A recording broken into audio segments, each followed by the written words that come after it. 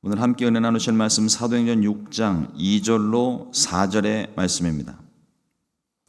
사도행전 6장 2절에서 4절까지 말씀입니다.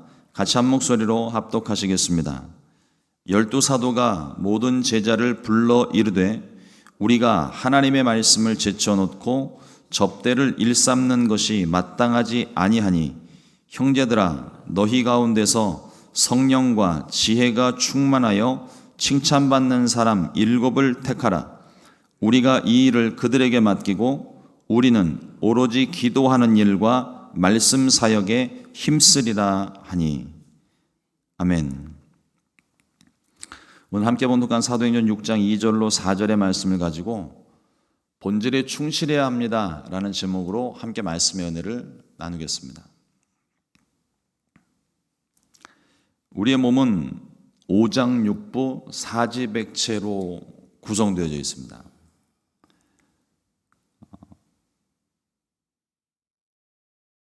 그래서 이번 기회에 오장육부 사지백체가 뭔지를 한번 좀 찾아봤더니 오장은 간장과 심장, 비장, 폐장, 신장을 말하고 육부는 대장, 소장, 위장, 담낭, 방광, 삼초를 말한다고 써 있더라고요. 저도 이번에 처음 알았습니다. 제대로 찾아본 건 이번이 처음이고, 우리 신체를 말하게 될 때 오장육부 사지백체라고 표현들을 합니다. 사지백체는 말 그대로 우리 신체를 표현하는 또 다른 한 이름이에요. 두 손, 두 다리, 그 다음에 100개의 기관들을 가지고 있다는 의미에서 우리의 몸을 표현하고 있습니다. 근데 이 오장육부 사지백체가 각 기관과 조직들이 다른 기관이나 개체들의 영향을 받지 않고 간섭받지 않고 자기 맡은 일에 충실합니다. 뇌의 명령을 받기도 하고 신호를 받기도 하고 또 어떤 일들이 있지만, 그러나 이것 이전에 가장 중요한 것은 각 오장육부 장기들이, 신체들이 자기가 해야 되는 일을 성실하게 했을 때 육체가 건강한 거예요. 때로는 어느 한 부분이 잘못되어서 기능 이상이 생겼을 때에 다른 장기가 조금 더 호르몬을 많이 분비한다든지 조금 더 왕성하게 움직이다든지 한쪽을 대신해서 조금 더 힘을 더 쓴다든지 이런 조절은 혹시 있는지 모르겠지만 기본적으로 오장육부는 사지백체는 내가 내 역할만 하면 되는 거예요. 그리고 각자 맡은 역할을 잘 성실하게 수행할 때 육체가 건강해지는 겁니다. 하나님이 그렇게 창조하셨어요. 그래서 성경이 말하고 있기를 신묘막측하다고 표현을 합니다. 의사 선생님들이 각 장기들 그 기능들을 설명하고 때로는 약물을 주고 또 고장난 부분을 제거하기도 하면서 그렇게 육체를 고치는 것 같지만 의사 선생님들도 각 신장들이, 특별히 이 심장이 왜 뛰는지 그건 몰라요. 그런데 만일 어느 기관이 자기가 맡은 일을 하지 못하게 될 때 우리는 몸이 병들었다 말하고 몸이 불편해집니다. 이가 없으면 잇몸으로 씹을 수 있겠지만 건강하다 말할 수 없습니다. 초대교회가 성령의 능력으로 각종 표적과 이사와 기사가 나타나고 하나님의 말씀이 전파되고 예수 믿는 사람들의 숫자가 폭발적으로 늘어났습니다. 모든 것이 하나님의 은혜였고 성령의 역사였습니다. 그런데 하나 되기에 힘쓰고 사랑으로 넘치고 성령 충만하고 말씀이 충만한 이 교회에 문제가 생기기 시작했습니다. 오늘 초대교회에 일어났던 이 갈등의 문제를 어떻게 해결하는지 살펴보므로 함께 말씀의 은혜를 나누려고 합니다. 첫 번째로 불평과 원망이 생겼습니다. 문제가 생긴 거죠. 오순절 성령 충만의 결과 많은 사람들이 예수님을 믿었고 또 병고침을 받았습니다. 교회는 날로 더욱더 부흥했습니다. 그런데 갑자기 문제가 생겼어요. 사랑과 섬김으로 가득한 교회에 분열이 시작된 겁니다. 사도행전 6장 1절 말씀을 보면 그때의 제자가 더 많아졌는데 헬라파 유대인들이 자기의 과부들이 매일의 구제에 빠짐으로 히브리파 사람들을 원망하니. 초대교회는 우리가 초대교회의 모습이 2장과 4장의 마지막 부분에 몇 번씩 등장을 합니다.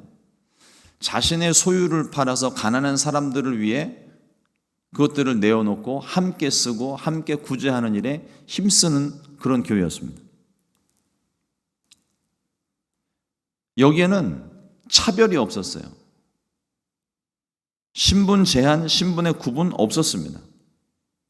그런데 점차로 히브리파 유대인들에게 이 구제가 집중이 되고 헬라파 유대인들이 그 구제에서 자꾸 빠지게 되는 일이 생긴 거예요.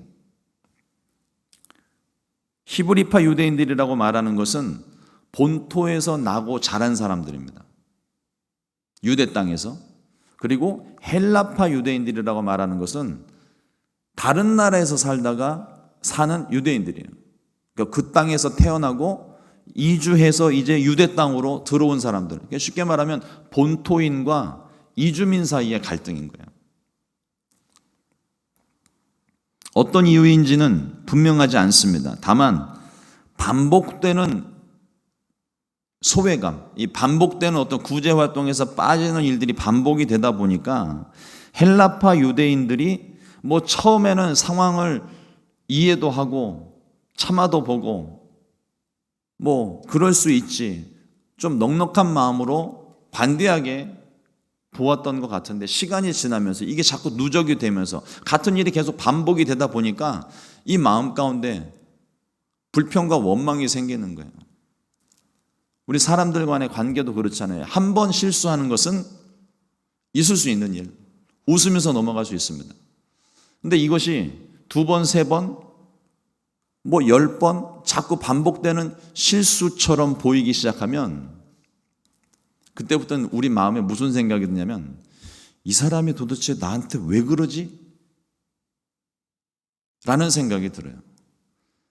분명히 그 실수하는 사람의 입장에서 봤을 때는 정말 그 사람이 너무 정신이 없어서 실수를 계속 하는 것인데 받아들이는 사람 입장에서는 반복되는 실수가 있다 보니까 이게 이 사람이 나를 무시하나? 이 사람이 나를 미워하나? 별별 생각을 다 한다고요. 어떤 이유인지는 분명하지 않지만 반복되는 죄외감 때문에 헬라파 유대인들이 불평을 쏟아내기 시작했습니다. 사랑의 공동체의 균열이 생겨난 것이죠. 왜 맨날 우리만 뒷전인가? 왜 맨날 우리만 자꾸 빠지는가? 핑계 없는 무덤 없다고 다들 나름대로 사연들이 있었을 겁니다. 우리들도 그렇잖아요. 상황이라는 게 있고 입장이라는 게 있어요. 충분히 이해할 만한 상황이 있었겠지만 그럼에도 불구하고 소외됨이 없도록 우리는 더욱더 신경을 써야 됩니다. 특히나 공동체 안에서는 더더욱 그렇고 인간관계가 그렇습니다. 상대방이 오해할 만한 소지를 남겨두면 안 되는 거예요. 실수할 수 있어요. 그러나 그것이 오해가 되지 않도록 우리는 충분히 설명을 해야 되고 가능하면 그와 같은 실수가 반복되지 않도록 더욱더 신경 쓰고 집중을 해야만 합니다. 에베소서 4장 3절 말씀에 평안에 매는 줄로 성령이 하나 되게 하신 것을 힘써 지키라. 성령 충만함으로 시작된 교회입니다. 성령이 가득하게 운행하시는 교회예요. 이것을 지키기 위해서 더욱더 우리가 힘쓰고 노력을 해야 되는데 그렇지 않고 그냥 되는 대로 가는 대로 흘러가게 내버려 둔다면 교회의 분열은 점점 더 커져만 갈 것입니다. 교회는 사랑의 공동체입니다. 성령 충만할 뿐만 아니라 서로 이해하고 서로 사랑하는 일에 힘써야만 합니다.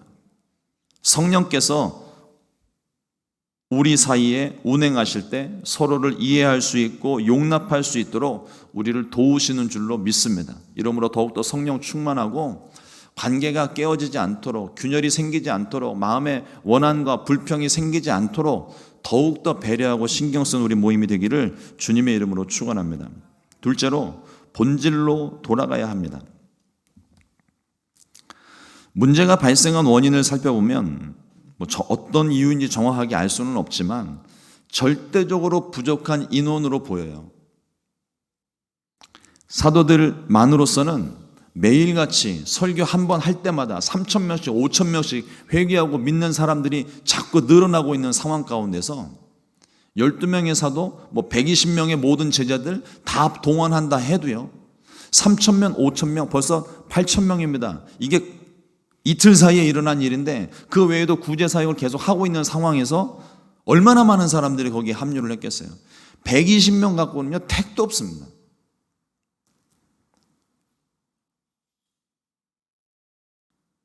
뭐 3,000명, 5,000명 늘어나는 것뿐만 아니라 교회 외적으로도 믿지 않는 사람들 중에서도 병 고침 받기 위해서 사람들을 막 데리고 오고 가난한 사람 교회에서 구제한다고 그러니까 가난한 사람들 죄다 그냥 다 끌고 와가지고 하지 않겠어요?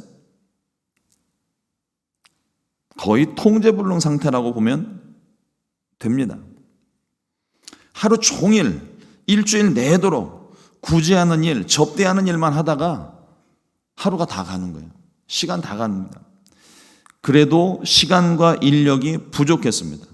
뼈가 빠지도록 구제를 하는데도 결국 소외된 사람들이 생기게 되고 불평과 원망으로 공동체가 분열되기 시작하는 거예요. 이게 문제의 원인이거든요.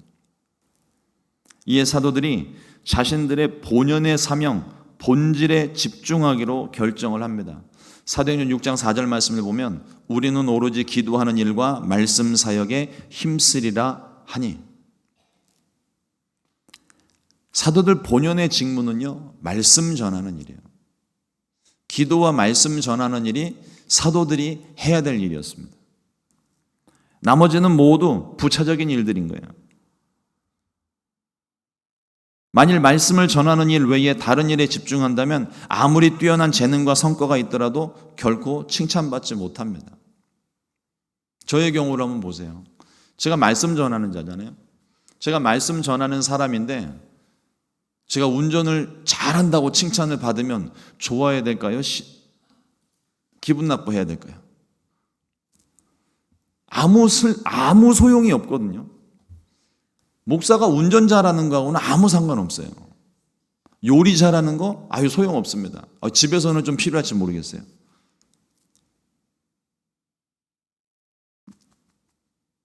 주의 종으로서 제가 해야 되는 일은 말씀과 기도하는 일에 전념하는 일입니다. 나머지 일들은요 부차적인 일들인 거예요. 말씀의 은혜가 되지 않는데 운전 잘하는 것, 그 목사로서의 사명을 감당 못하는 거거든요. 물론 말씀이 사람의 기본적인 말의 어떤 탁월함과 또 타고난 어떤 기질과 뭐 이런 것들 때문에 약간의 차이는 있을 수 있습니다. 그러나 기본적으로 설교자들은 설교에 집중해야 되고 그 설교를 위해 기도해야 되고 말씀 더 봐야 되고 충분한 시간이 거기에 녹여져 들어가야 되는 거예요. 반대로 뒤집어서 한번 생각해 보세요. 호텔에서 아주 스타 셰프로 유명한 사람이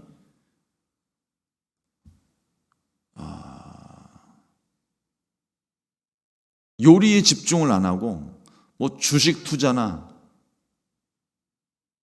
이런 쪽에 집중한다고 한번 생각해 보시죠. 요리를 개발하지 않고 요리에 집중하지 않고 그러다 보면 아무리 스타 셰프라 하더라도요 계속적으로 연습이 되고 훈련이 되지 않고 노력하지 않으면 그냥 평범한 동네 구멍가게 식당 주방장하고 다를 게 하나도 없는 거예요.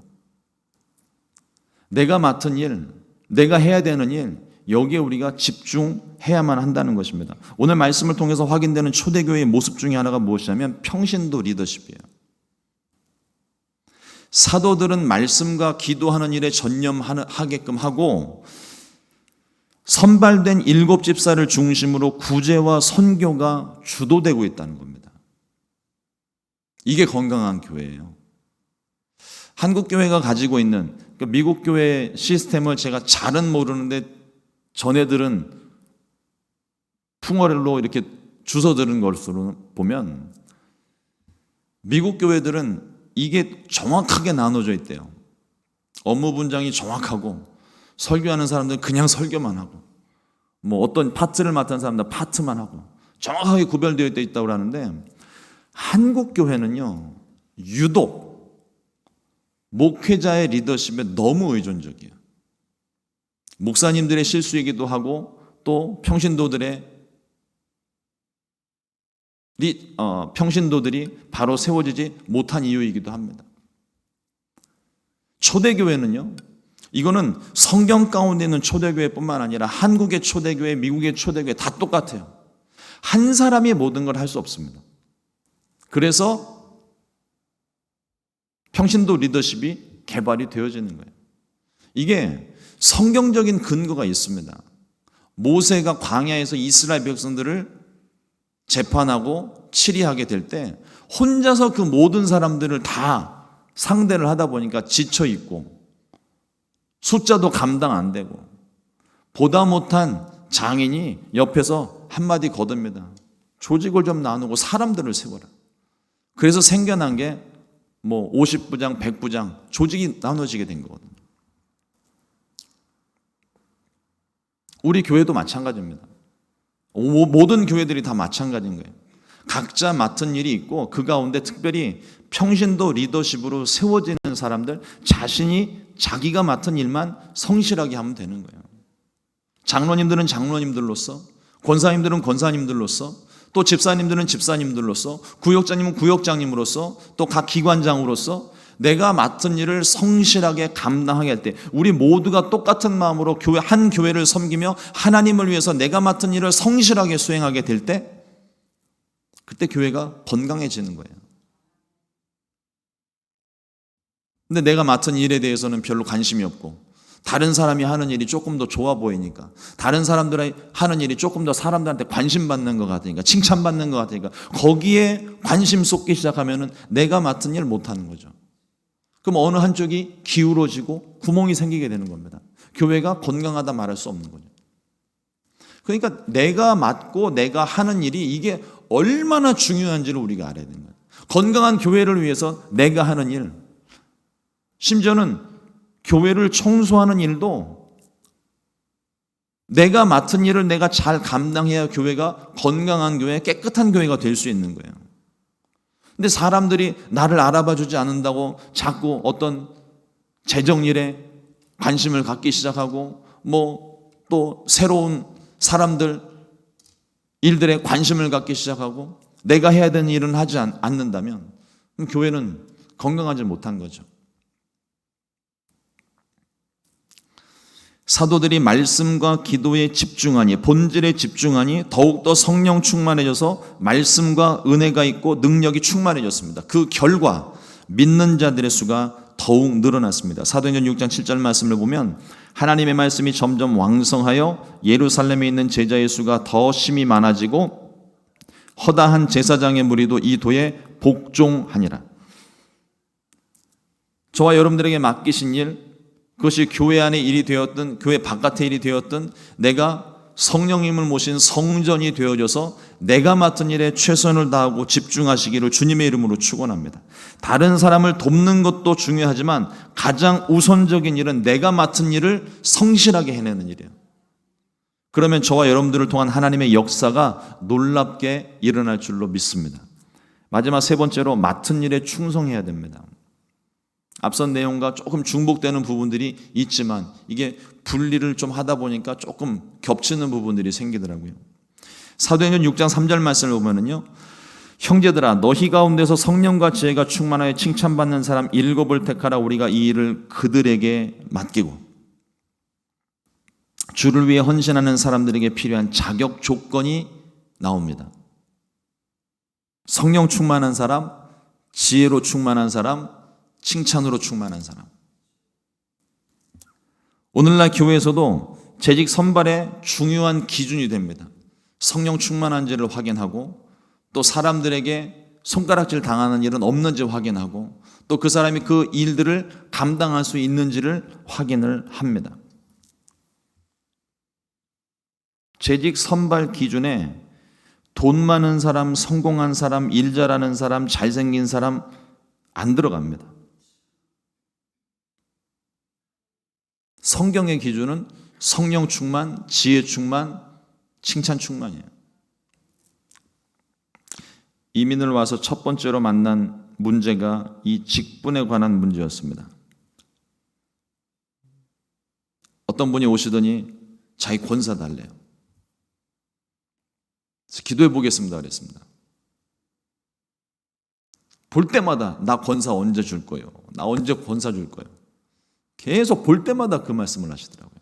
기도해 보겠습니다. 저도 질문을 들을 때마다 똑같은 대답이에요. 기도해 보겠습니다. 기도해 보겠습니다. 아니 뭐 목사가 돼가지고 응답을 이렇게 못 받냐고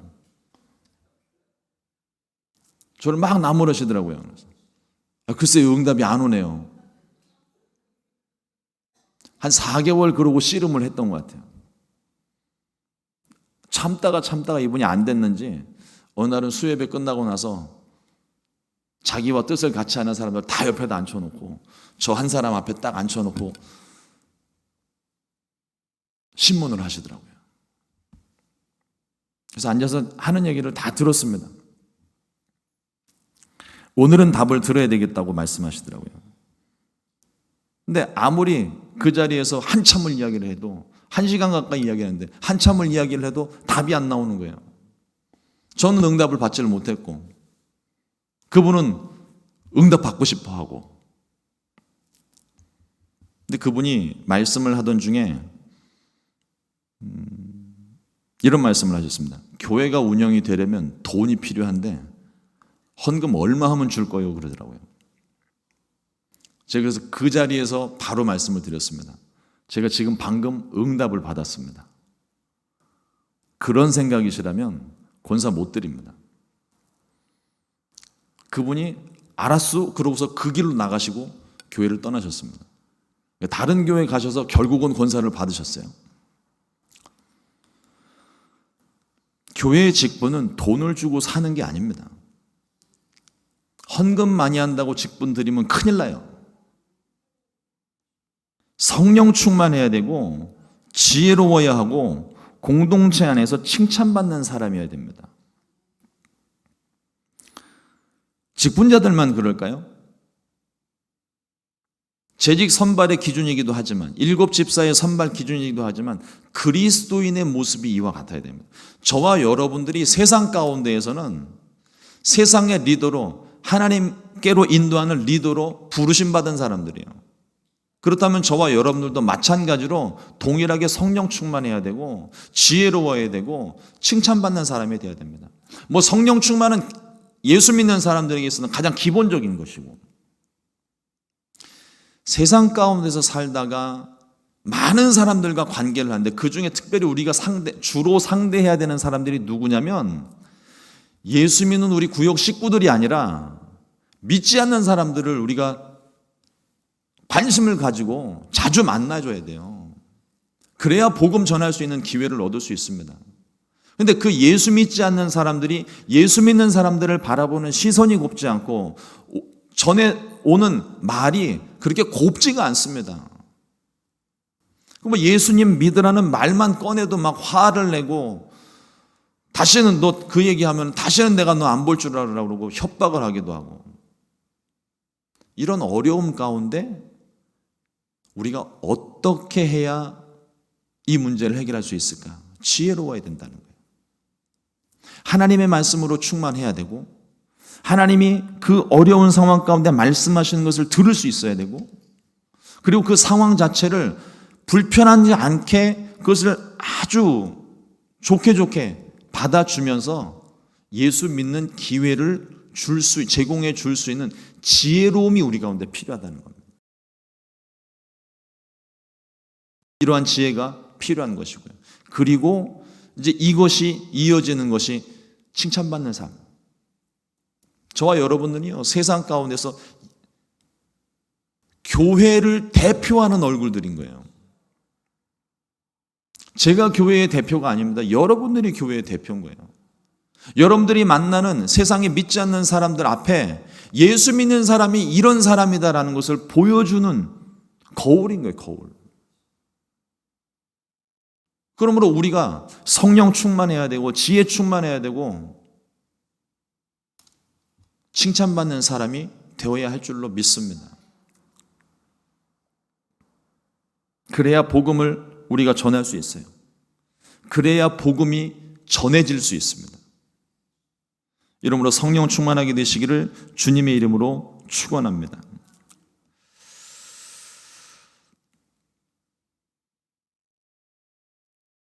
기도하겠습니다. 하나님 감사합니다. 오늘도 귀한 시간 우리 가운데 허락해 주시고 초대교회 7 집사가 선발된 과정과 배경, 또 우리가 어떤 모습으로 살아야 되는지 말씀을 통해서 깨닫게 하시니 감사합니다. 우리 각 사람에게 주신 하나님께서 맡기신 재능과 달란트가 있습니다. 하나님 그것을 잘 활용하여서 하나님 영광을 나타내는 일에 쓰임받게 하여 주시옵소서.